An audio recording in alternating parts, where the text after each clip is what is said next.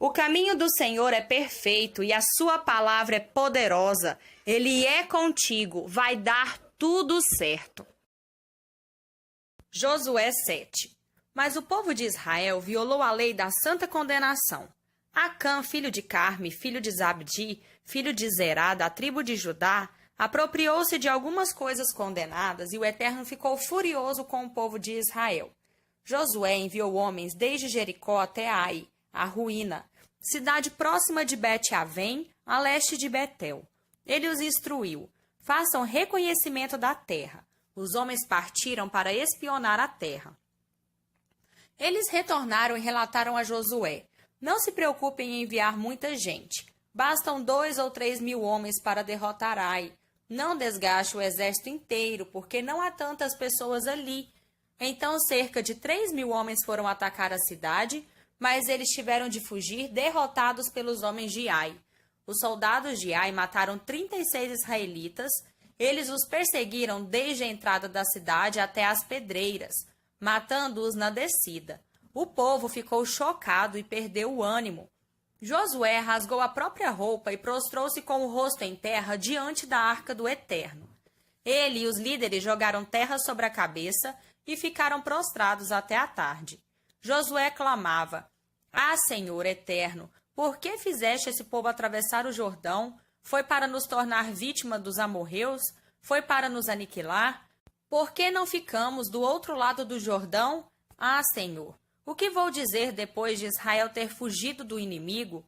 Quando os cananeus e todos os habitantes desta terra souberem da nossa derrota, vão se ajuntar e acabar conosco. Pergunto: como vai ficar a tua reputação?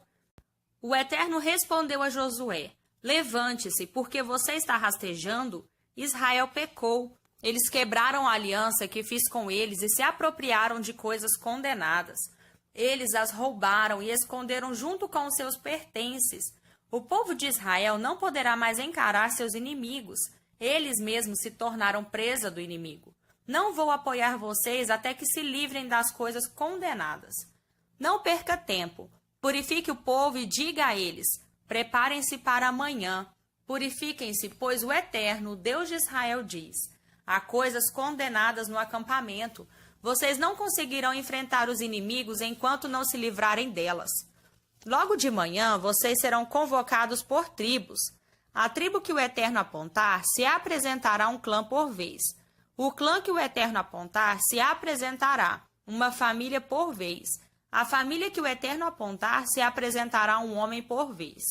Quem for encontrado com as coisas condenadas será queimado, ele e tudo o que possuir, porque quebrou a aliança do Eterno e cometeu loucura em Israel. Josué levantou-se de madrugada e convocou Israel tribo por tribo. A tribo de Judá foi separada. Depois ele convocou os clãs e separou os Zeraitas. Então chamou os Zeraitas e separou a família de Zabdi. Por fim, chamou cada membro da família e separou Acã, filho de Carme, filho de Zabdi, filho de Zerá, da tribo de Judá. Josué disse a Acã: meu filho, dê glória ao Eterno, Deus de Israel. Faça a sua confissão a ele. Conte-me o que você fez, não esconda nada de mim. Acã respondeu a Josué: é verdade, pequei contra o Eterno, o Deus de Israel. Eu fiz isto. Quando vi entre os despojos uma bela capa babilônica, 2,4 kg de prata, e uma barra de ouro de 600 gramas, eu os cobicei e me apropriei deles. Então, estão enterrados na minha tenda, com a prata por baixo. Josué enviou alguns mensageiros que correram para a tenda. Ali encontraram os objetos enterrados com a prata por baixo. Eles os trouxeram a Josué diante de todo o povo de Israel e do Eterno. Josué chamou Acã, filho de Zerá, e reuniu a prata, a capa, a barra de ouro, seus filhos e filhas, seus bois, seus jumentos, suas ovelhas e sua tenda, tudo o que ele possuía. Todo Israel estava ali presente. Eles conduziram para o vale de Acor, vale da perturbação. Josué disse: por que você nos causou essa desgraça? Agora o Eterno vai trazer desgraça sobre você hoje mesmo. Então todo Israel o apedrejou, depois o queimou na fogueira. Eles fizeram uma pilha enorme de pedras sobre ele que continua lá até hoje. Só assim o Eterno se acalmou. Por isso, o lugar é chamado até os dias de hoje de Vale da Perturbação. Josué 8. O Eterno disse a Josué: Agora não há mais motivo para medo. Convoque todos os seus soldados e retornem para Ai.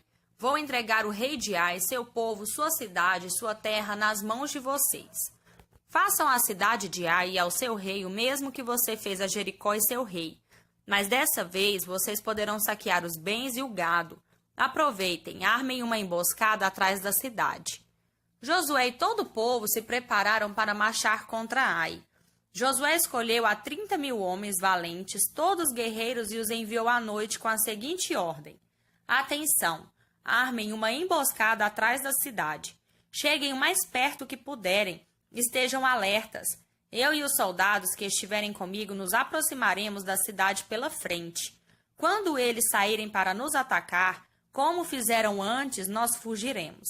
Eles nos perseguirão abandonando a cidade. Enquanto estivermos fugindo, eles dirão: Este povo está fugindo como da outra vez. Esse será o sinal para vocês saírem da emboscada e invadirem a cidade. O Eterno, seu Deus, entregará a cidade de bandeja em suas mãos. Depois de entrarem na cidade, ponham fogo em tudo. O Eterno ordenou, então obedeçam. Agora vão, já dei as ordens. Josué os despediu. Eles armaram a emboscada e aguardaram entre Betel e Ai, a oeste de Ai. Josué passou a noite com o povo. Ele se levantou bem cedo e passou as tropas em revista. Com a ajuda dos líderes de Israel, conduziu os soldados até Ai. O exército marchou até ficar à vista da cidade e acampou ao norte de Ai. Havia um vale entre eles e Ai. Para armar a emboscada, Josué tinha enviado cerca de 5.000 homens. Eles estavam todos preparados para o combate, as tropas principais ao norte da cidade e a emboscada a oeste. Josué passou a noite no vale. Então, quando o rei de Ai percebeu tudo isso, os homens da cidade não perderam tempo. Eles, o rei e as suas tropas, saíram logo de madrugada para atacar Israel em um campo a caminho de Arabá. O rei não tinha percebido a emboscada armada contra ele atrás da cidade. Josué e todo Israel se deixaram ser perseguidos, fugindo em direção ao deserto. Todos os habitantes da cidade foram chamados para persegui-los. E eles foram atrás de Josué, abandonando a cidade. Não houve ninguém em Ai nem em Betel que não saísse em perseguição a Israel. A cidade ficou vazia e indefesa, enquanto todos corriam atrás dos israelitas. Então o Eterno disse a Josué: Aponte a lança que está em sua mão na direção de Ai. Com esse sinal, os homens que estavam de emboscada levantaram-se, correram para a cidade e em pouco tempo a incendiaram. Os homens de Ai olharam para trás e ficaram espantados ao ver a cidade em chamas. Perceberam que não tinham para onde escapar. O exército que fugia para o deserto deu meia volta. Josué e todo Israel, quando viu que os homens da emboscada haviam invadido a cidade e notou a fumaça que subia dela, eles atacaram os homens de Ai. Ao mesmo tempo, os soldados da emboscada saíram da cidade e os homens de Ai foram cercados pelos israelitas dos dois lados, um verdadeiro massacre. Ninguém sobreviveu, exceto o rei de Ai. Eles o capturaram com vida e o levaram a Josué. Ao final da batalha, Israel tinha matado todos os habitantes de Ai, no campo ou no deserto onde os tinha perseguido. Depois da matança, os israelitas retornaram para Ai e acabaram de destruí-la. Naquele dia, o número de mortos foi 12.000 homens e mulheres, todos os moradores de Ai. Josué não baixou a lança até que Ai e seu povo fossem totalmente destruídos, por santa condenação. Mas Israel se apossou dos animais e das coisas de valor que restaram na cidade. Segundo as instruções do Eterno a Josué, eles tinham permissão para isso. Josué queimou Ai até o chão. Virou resto de fogueira, uma ruína para sempre. Você mesmo poderá ver se quiser. Ele enforcou o rei de Ai num galho de árvore. No fim da tarde, ao pôr do sol, o cadáver foi retirado. Eles jogaram o corpo na entrada da cidade e empilharam pedras sobre ele. Você também poderá ir ver isto. Depois dessa batalha, Josué construiu um altar ao Eterno, o Deus de Israel, no Monte Ebal. Ele seguiu as instruções que deixou escritas no livro da Revelação de Moisés para Israel. Fez um altar de pedras não lavradas, sem o auxílio de ferramentas de ferro. Sobre o altar para o Eterno foram apresentadas ofertas queimadas e ofertas de paz. Ele copiou a revelação de Moisés nas pedras e escreveu tudo na presença do povo de Israel. Todo Israel estava ali, estrangeiros, cidadãos, líderes oficiais e juízes, de pé em lados opostos da arca, olhando para os sacerdotes que a carregavam. Metade do povo ficou de costas para o monte Gerizim e metade de costas para o monte Ebal, a fim de abençoar o povo de Israel conforme as instruções de Moisés. Depois disso, ele leu tudo o que estava escrito no livro da revelação, a bênção e a maldição, tudo o que estava escrito. Nenhuma das palavras que Moisés deixou registradas deixou de ser lida por Josué diante da comunidade, homens, mulheres, crianças e estrangeiros que os acompanhavam na jornada. Josué 9. Todos os reis do lado oeste do Jordão, nas montanhas, nas campinas e na costa do Mediterrâneo, ao norte próximo do Líbano, os hititas, os amorreus, os cananeus, os ferezeus, os heveus, os girgazeus e os jebuseus, souberam da notícia. Eles formaram uma confederação para atacar Josué e Israel sob um único comandante. Os moradores de Gibeon souberam o que Josué havia feito contra Jericó e Ai e elaboraram um plano. Eles se apresentaram como viajantes. Os jumentos deles estavam carregados de sacos rasgados e vasilhas de couro remendadas. Calçavam sandálias surradas e vestiam roupas esfarrapadas. E toda a comida estava seca e esmigalhada. Eles vieram a Josué em Gilgal e disseram aos homens de Israel: viemos de um país muito distante e queremos que vocês façam um acordo conosco. Os homens de Israel disseram àqueles heveus: como saberemos se vocês não são da região? Como poderíamos fazer um acordo com vocês? Eles disseram a Josué: seremos servos de vocês. Josué perguntou: quem são vocês? De onde vieram? Eles responderam: viemos de um país muito distante. O motivo da nossa vinda é que ouvimos coisas grandiosas sobre o Eterno, seu Deus. Tudo o que ele fez no Egito e aos 2 reis amorreus a leste do Jordão, o rei Seom de Esbom e o rei Og de Bazã, que reinava em Astarote. Nossos líderes e todo o povo de nosso país nos disseram: preparem mantimento para a viagem. Vão se encontrar com esse povo e digam a eles: seremos escravos de vocês, mas façam um acordo conosco. Vejam, este pão tinha acabado de sair do forno quando o embrulhamos para a viagem e partimos para encontrar vocês. Agora está seco e esmigalhado. Nossas vasilhas de couro rasgadas e remendadas eram praticamente novas quando as enchemos. Nossas roupas e sandálias estão esfarrapadas por causa da viagem longa e difícil. Os homens de Israel examinaram aqueles itens e acreditaram nos forasteiros, mas não consultaram o Eterno sobre o assunto. Por isso, Josué os recebeu em paz e formalizou um acordo para preservar a vida deles. Os líderes da comunidade fizeram juramento. 3 dias depois, com o acordo já assinado, os israelitas descobriram que aquele povo era vizinho e habitava ali havia muito tempo. O povo de Israel levantou acampamento e 3 dias depois chegou às cidades deles, Gibeon, Quefira, Beerote e Kiriat Jearim. Mas Israel não as atacou porque os líderes da comunidade tinham dado sua palavra perante o Eterno, Deus de Israel, e eles tiveram de enfrentar as críticas do povo. Mas os líderes tinham uma resposta pronta para a comunidade. Nós fizemos um acordo com eles na presença do Eterno, o Deus de Israel, e agora não podemos atacá-los. Mas podemos fazer o seguinte: vamos poupar a vida deles para não sermos culpados de quebrar a promessa. Os líderes de Israel disseram ainda: nós os deixaremos viver, mas eles serão transformados em lenhadores e carregadores de água para servir a comunidade. E foi o que aconteceu. Assim, a promessa dos líderes foi mantida. Em seguida, Josué convocou os gibeonitas e os interrogou: por que vocês mentiram para nós, dizendo: moramos muito longe de vocês, quando na verdade são nossos vizinhos? Por causa disso, vocês estão amaldiçoados. A partir de agora, serão lenhadores e carregadores de água para a casa do meu Deus.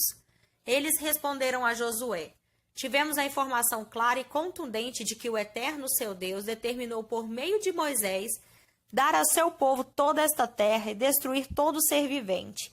Ficamos apavorados com a notícia, por isso agimos assim, apenas isso. Mas estamos nas mãos de vocês. O que decidirem concordaremos e cumpriremos. E foi o que fizeram. Josué os livrou do ataque do povo de Israel para que não fossem mortos, mas os transformou em lenhadores e carregadores de água para a comunidade e para o altar do Eterno, quando o local da adoração fosse escolhido. É o trabalho deles até hoje. Novo Testamento. Lucas 1, do 21 ao 38. Enquanto isso, o povo que esperava por Zacarias já estava preocupado e se perguntava por que tanta demora no santuário. Mas quando saiu, Zacarias não conseguiu falar. Então todos entenderam que ele tivera uma visão. Como não conseguia falar nada, teve de usar gestos e sinais para se comunicar. Depois de encerrar seu turno, Zacarias voltou para casa. Não muito tempo depois disso, Isabel engravidou. E durante 5 meses ela nem saía de casa curtindo a gravidez. Ficava sempre pensando: como pode o Senhor ter me abençoado tanto? Ele olhou para mim e não serei mais humilhada. No 6º mês de gravidez de Isabel, Deus enviou o anjo Gabriel à cidadezinha de Nazaré, na Galileia, a uma virgem prestes a se casar com um homem chamado José, descendente de Davi. O nome da virgem era Maria. Ao entrar, o anjo disse a ela: alegre-se, como você foi agraciada pelo belo agir de Deus. Deus está com você. Ela ficou perplexa, pensando muito nas palavras do anjo, mas ele a tranquilizou. Maria, não há nada a temer. Deus preparou uma surpresa. Você vai engravidar, dará à luz um filho e irá chamá-lo Jesus. Ele será grande, será chamado Filho do Altíssimo. O Senhor Deus dará a ele o trono de seu pai, e ele governará a casa de Jacó para sempre. E o seu reino jamais terá fim.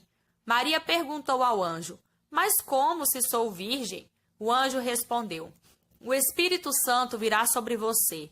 O poder do Altíssimo a envolverá. O filho que você dará à luz será chamado Santo, Filho de Deus. E saiba que sua prima Isabel engravidou apesar da idade. Todos comentavam que ela era estéril e agora está no 6º mês de gravidez. Como você pode ver, para Deus nada é impossível. Já sem se conter, Maria exclamou: agora tudo está claro. Sou serva do Senhor, quero fazer a sua vontade. Que aconteça comigo conforme todas essas palavras. Então o anjo a deixou.